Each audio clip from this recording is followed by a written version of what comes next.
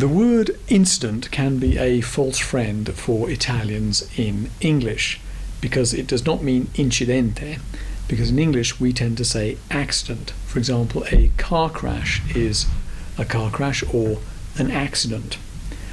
An incident in English, on the other hand, is rather different. It is an event or an episode.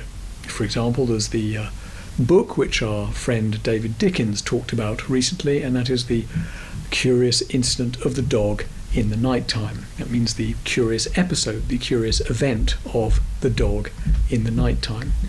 But to confuse things further, we do actually use the expression a diplomatic incident exactly the same as in Italian.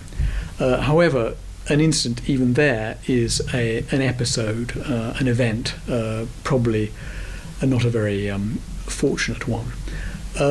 Accident, as I said, means a crash or a disaster, but we can also talk about things happening by accident. That means per caso, and you can arrive somewhere by accident. It doesn't mean that you had a crash, it just means that by chance you ended up there, or you caught the wrong train, or whatever.